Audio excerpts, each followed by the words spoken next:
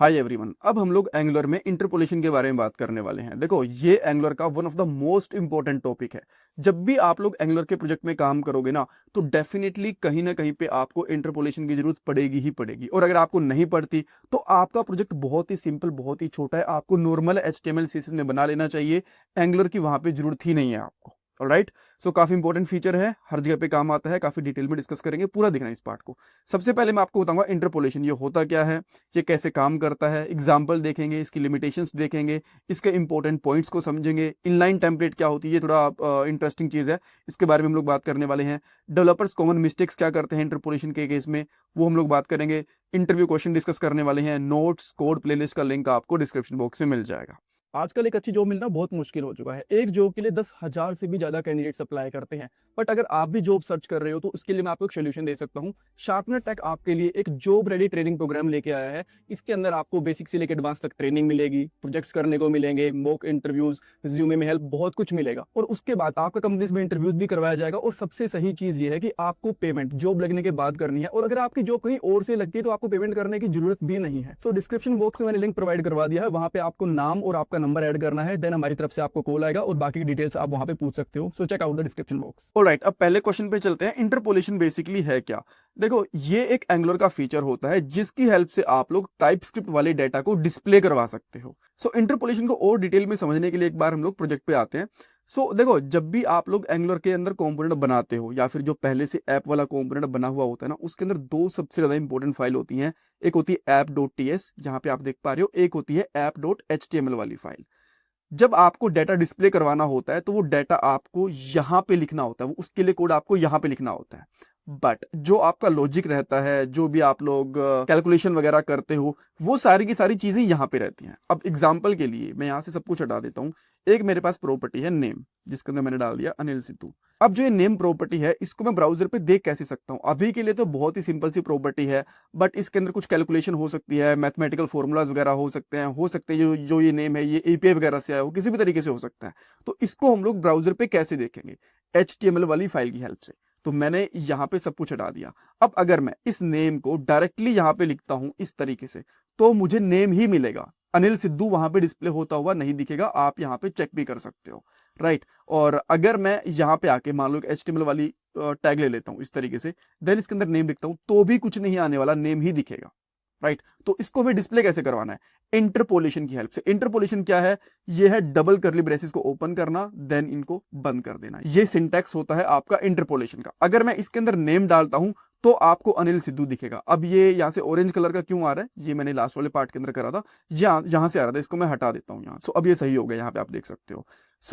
जो हम लोग यहाँ पे डबल करली ब्रेसेस लगाते हैं, इसको बोलते हैं इंटरपोलेशन। और इसके अंदर जो आपका टाइपस्क्रिप्ट का डाटा है वो यहाँ पे डिस्प्ले हो जाएगा, राइट। अब मान लो मेरे पास कुछ और चीजें हैं। अगेन मैं यहाँ पे लेता हूँ, लेट्स से कि, तो अगेन मैंने यहाँ पे एक ईमेल आईडी ले ली और इसका मैंने यहाँ पे नाम रख दिया anil@test.com, इस तरीके से रख दिया, ठीक है। अब मैं अगेन इसको डिस्प्ले करवाना चाहता हूँ, तो फिर भी मैं एक H1 टैग ले लूंगा। अगेन मुझे इंटरपोलेशन वाली चीजें लेनी है, डबल करली ब्रेसेस को ओपन करना है, बंद करना है, और यहाँ पे ईमेल लिख दूंगा, आपको यहाँ पे चीजें दिख जाएंगी। इतना सिंपल होता है, ठीक है। अब ये काम करता कैसे, एक्चुअली चीज समझ में कैसे आती है। जब भी आप लोग कोई नॉर्मल टैग लगाते हो और यहाँ पे लिख देते हो नेम वगैरह कुछ भी, तो एंगुलर को यहाँ पे लगता है कि कुछ स्पेशल यहाँ पे नहीं है, बस एक H1 टैग के अंदर कुछ इन्होंने टेक्स्ट प्रिंट करवाया है। बट जैसे ही मैं यहाँ पे इस तरीके से करली ब्रेसेस का यूज करता हूं, तब एंगुलर को समझ में आता है कि पहले मुझे चेक करना है जो भी यहाँ पे डाली गई चीज है, जो भी मैंने यहाँ पे लिखा है, क्या वो कोई प्रॉपर्टी है, कोई फंक्शन है TS वाली फाइल का। अगर वो है तो उसको डिस्प्ले करवाओ, यहाँ पे उसको एग्जीक्यूट करवाओ।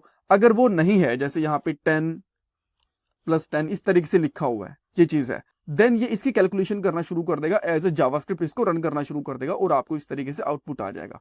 बट अगर यहाँ पे कुछ ऐसा है जो कुछ कैलकुलेशन करने लायक भी नहीं है और कुछ यहाँ वाला भी नहीं है, जैसे कि मैं यहाँ पे डाल देता हूँ एप्पल, इस तरीके से है, देन मैं इसको सेव करता हूँ तो एरर दे दिया कि भाई एप्पल नाम की कोई चीज एग्जिस्ट ही नहीं करती आपके ऐप वाले कंपोनेंट के अंदर, ठीक है। तो इस तरीके से बेसिकली इंटरपोलेशन आपकी काम करती है। यहाँ पे चेक करेगी कि कोई मैथमेटिकल कैलकुलेशन है या फिर कोई प्रॉपर्टी फंक्शंस वगैरह है TS वाली फाइल का, उसको डिस्प्ले करवाने की कोशिश करेगी, नहीं तो यहाँ पे एरर दे देगी। इतना सिंपल होता है। बट इंटरपोलेशन की कुछ लिमिटेशंस भी होती हैं, जैसे कि मैं प्रॉपर्टीज को यहाँ डिक्लेयर कर सकता हूँ बट यहाँ पे डिक्लेयर नहीं कर सकता। अब एग्जाम्पल के लिए मैंने यहाँ पे एक H1 टैग लिया और इसके अंदर मैंने कोई कैलकुलेशन करी, बहुत ही सिंपल है, मैं यहाँ पे कर सकता हूँ 10+ 20 प्लस 30, ये हम लोगों ने अभी भी 3-4 बार करके देखो यहाँ पे 60 आ रही है।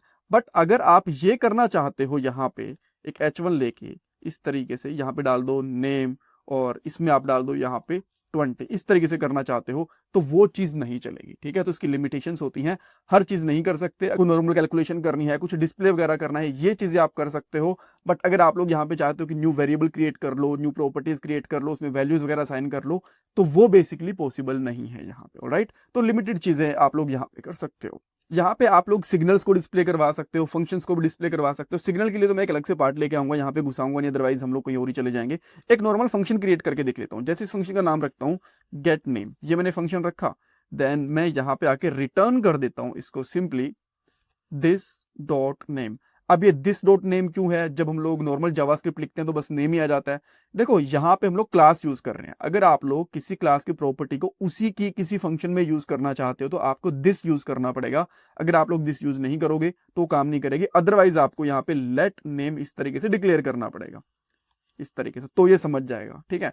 अगर आप लोग यहाँ पे दिस नहीं लगाते हो, इसका मतलब है कि ये इसका इंटरनल कोई ना कोई वेरिएबल या फिर कांस्टेंट वगैरह है। बट अगर आप यहाँ पे लगा देते हो दिस, तो इसका सिंपल सा मतलब है कि ये प्रॉपर्टी आपकी क्लास से बिलोंग करती है, ठीक है। तो अब देखो यहाँ पे रिटर्न कर दिया। अब मैं चाहता हूं कि ये मैं गेट नेम की हेल्प से इसको डिस्प्ले करवा पाऊं, देन अगेन मैं यहाँ पे H1 टैग लगाऊंगा, फिर H2 टैग कुछ भी ले सकते हो, कोई जरूरी नहीं है कि आपको H1 टैग ही लेना है। और यहाँ पे गेट नेम और एज अ फंक्शन इस तरीके से करना है, देन आपको यहाँ पे चीज मिल जाएगी, ठीक है। बट ऐसे फंक्शंस आपको यूज करने की जरूरत नहीं है, डायरेक्टली आप लोग यहाँ पे प्रॉपर्टीज का ही यूज कर सकते हो, अनटिल अनलेस यहाँ पे कुछ बड़ी कैलकुलेशन है। जैसे कि यहाँ पे कुछ आप लोग पैरामीटर पास कर रहे हो, जैसे आपने यहाँ से पास कर दिया 10 एंड 20, इस तरीके से पास कर दिया यहाँ पे, राइट, ये डायनेमिक आ रहे हैं। और यहाँ पे आप ऐड करना चाहते हो, यहाँ पे लिख दिया आपने a, p, ऐसे लिख दिए, ठीक है। देन आप यहाँ पे a प्लस p इसकी वैल्यू को ऐड करवाना चाहते हो। देखो यहाँ पे एरर आ गया, टाइप स्क्रिप्ट बोल रही है भाई इनका मुझे टाइप बता दो। हम लोगों ने यहाँ से क्या पास करा, नंबर है ना ये वाले, तो मैं यहाँ पे कर देता हूँ नंबर, ठीक है। और यहाँ पे भी मैं कर देता हूँ बेसिकली नंबर, कि भाई दोनों चीजें नंबर। जब भी हम लोग पैरामीटर वगैरह लेते हैं टाइप स्क्रिप्ट की वजह से उसका टाइप डिफाइन करना होता है। और कैसे टाइप डिफाइन करना होता है, ए जो हमारे पैरामीटर का नाम है, उसके बाद में कोलन लाइक दिस, ठीक है। अब मैं यहाँ पे आता हूँ तो देखो इसका आंसर हमें 30 मिल गया, ठीक है। अगर मैं यहाँ पे कर देता हूँ लेट से 100 एंड 200, तो मुझे यहाँ पे 300 आंसर मिल जाएगा। ऐसे अगर कोई केस बनता है आपका, तो आप लोग फंक्शंस यूज कर सकते हो, अदरवाइज आप लोग नॉर्मल प्रॉपर्टीज यूज करो, वही आपका एक बेटर तरीका है। अब हम लोग कुछ और इंपॉर्टेंट चीजें डिस्कस करते हैं इंटरपोलेशन के बारे में। आप लोग इसको चाहो तो वन वे डाटा बाइंडिंग भी कह सकते हो। वन वे डाटा बाइंडिंग और टू वे डाटा बाइंडिंग क्या होती है? जब आप लोग app.ts से कोई डाटा app.html के अंदर भेजते हो तो वो होती है आपकी one way data binding. But अगर आप लोग कुछ डाटा app.ts से HTML में और वापस HTML से यहाँ पे add.ts के अंदर भेज पा रहे हो, तो वो होती है two way data binding. But interpolation basically क्या करती है, यहाँ के प्रॉपर्टीज, यहाँ के फंक्शंस वगैरह को यहाँ पे डिस्प्ले करवाती है, तो इसलिए ये वन वे डाटा बाइंडिंग ही है, राइट।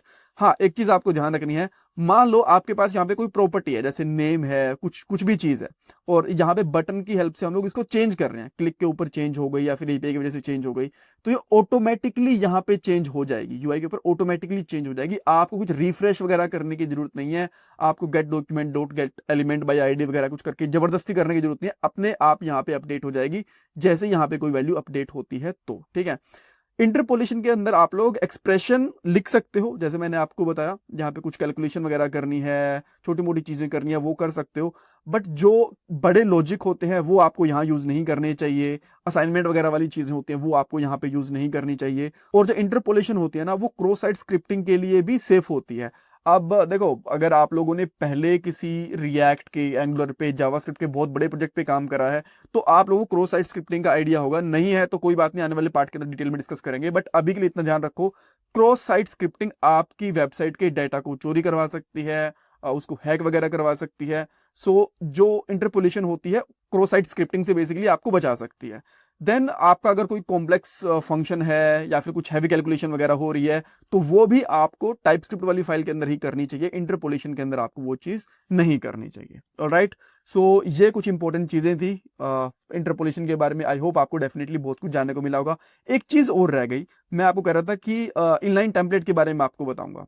देखो, आपका मान लो कंपोनेंट काफी छोटा है, बहुत ही छोटा सा कंपोनेंट, आप चाहते नहीं कि मैं एक अलग से फाइल बनाऊं, तो आप लोग यहां पे भी HTML का काम कर सकते हो। कैसे? जो आपको यहाँ पे टेम्पलेट URL दिख रहा है ना, इसकी जगह पे सिंपली लिख दो आप लोग टेम्पलेट इस तरीके से।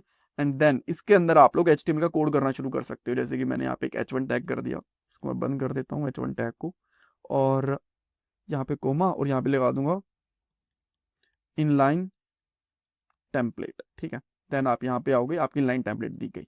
इसके अंदर भी आप लोग इंटरपोलेशन यूज कर सकते हो। जैसे कि इनलाइन टेम्पलेट के बाद में मैं सिंपली यहाँ पे लिख रहा हूँ जस्ट टू शो, नेम लगा दिया मैंने, ठीक है। हाँ, डबल करली ब्रेसेस, सिंगल नहीं, डबल करली ब्रेसेस चाहिए। देन आप यहाँ पे चेक करोगे अनिल सिद्धू भी आ गया। तो इनलाइन टेम्पलेट के अंदर भी आप लोग इंटरपोलेशन यूज कर सकते हो। ये बहुत बार इंटरव्यूज में पूछ ली जाती है। तो अगर अलग से इंटरव्यू क्वेश्चंस की बात करें, देन आपसे ये पूछ सकते हैं वन वे डाटा बाइंडिंग क्या होती है, देन उसके बाद में क्या क्या चीजें आपको इंटरपोलेशन के साथ करनी चाहिए, इंटरपोलेशन होती क्या है, ये भी अपने आप में एक इंटरव्यू क्वेश्चन बनता है। इनलाइन टेम्पलेट क्या होती है, इनलाइन टेम्पलेट के अंदर हम लोग इंटरपोलेशन यूज कर सकते हैं कि नहीं कर सकते हैं, ये सारी चीजें बेसिकली पूछी जा सकती है, राइट। सो इसको मैं वापस से इस तरीके से रखता हूँ ताकि आप लोगों को जो पहले वाला कोड है वो आपको प्रॉपरली यहाँ पे विजिबल हो। Thank you so much for watching this part. और हाँ, अगर आप लोग एंगुलर के, रिएक्ट के, नोड के, जावास्क्रिप्ट के मॉक इंटरव्यूज कंडक्ट करना चाहते हो तो आप मेरे से टॉपमेट पे कनेक्ट कर सकते हो। लिंक आपको डिस्क्रिप्शन बॉक्स में मिल जाएगा। और पूरी प्लेलिस्ट बनी हुई है जावास्क्रिप्ट के इंटरव्यूज की भी, देन जावास्क्रिप्ट के टॉपिक्स की भी। सो पूरी प्लेलिस्ट का अगेन लिंक आपको डिस्क्रिप्शन बॉक्स में मिल जाएगा। Thank you so much guys.